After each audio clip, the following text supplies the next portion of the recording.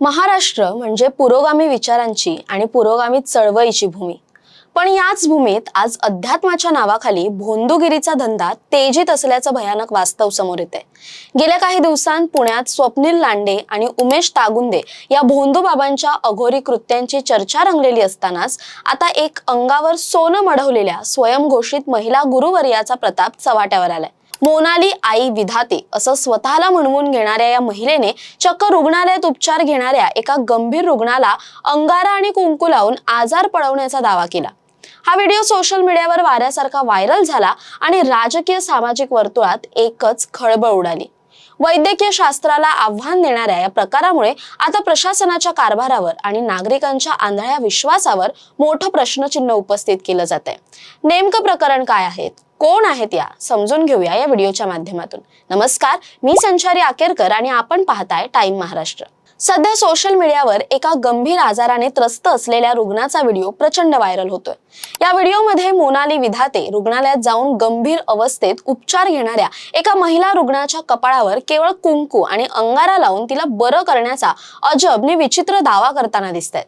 अंगावर भरगच्च सोन्याचे दागिने, महागड्या गाड्या आणि सोशल मीडियावर लाखो फॉलोअर्सचा गोतावळा असलेल्या या महिला गुरुचा हा कारनामा समोर आल्यानंतर राजकीय आणि सामाजिक वर्तुळातून तीव्र संतापाची लाट उसळली. 21व्या शतकात जिथे वैद्यकीय विज्ञान आणि तंत्रज्ञान इतकं प्रगत झालंय, तिथे रुग्णालयात जाऊन कुंकू अंगारा लावून आजार पळवण्याचे हे दावे म्हणजे वैद्यकीय क्षेत्राचा अपमान आणि कायदा सुव्यवस्थेची थट्टा मानली जाते.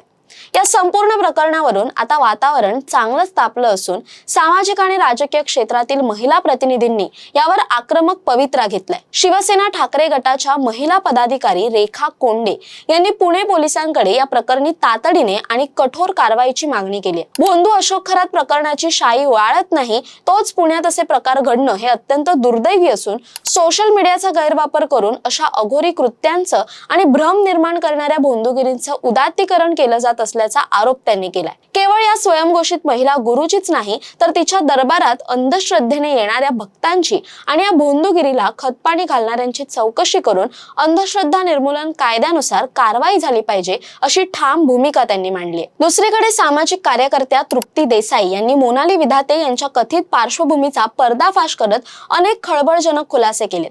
2016च्या काळात शनी शिंगणापूर आणि हाजी अली दर्गा आंदोलनादरम्यान मोनाली वावगड म्हणजे सध्याच्या विधाते या आंदोलनात सहभागी झाल्या होत्या.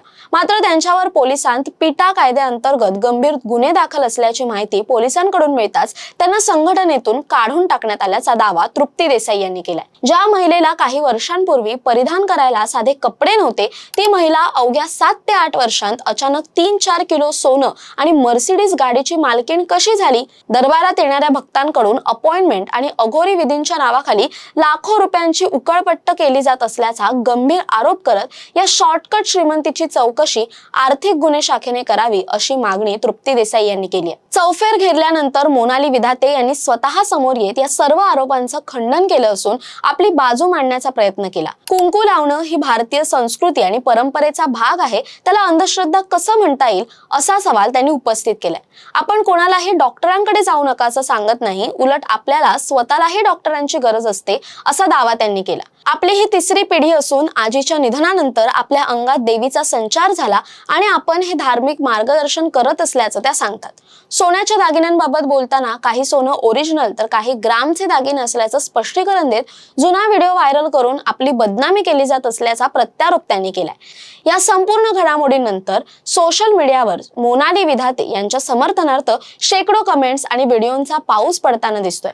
भक्तांचा हा आंधळा विश्वास आणि भोंदूगिरीचा वाढता बाजार हे स्पष्ट करतो की महाराष्ट्रात कडक जादूटोणा प्रतिबंधक कायदा अस्तित्वात असूनही कायद्याची भीती उरलेली नाही. अंगात वारा आणणं, भानामती आणि चेडूक यांवर लाईव्ह येऊन गप्पा मारणं आणि रुग्णालयात जाऊन कुंकवाने आजार बरे करण्याचं दावे करणं हे प्रकार सावित्रीबाईंच्या पुण्यात खुलेआम सुरू आहेत.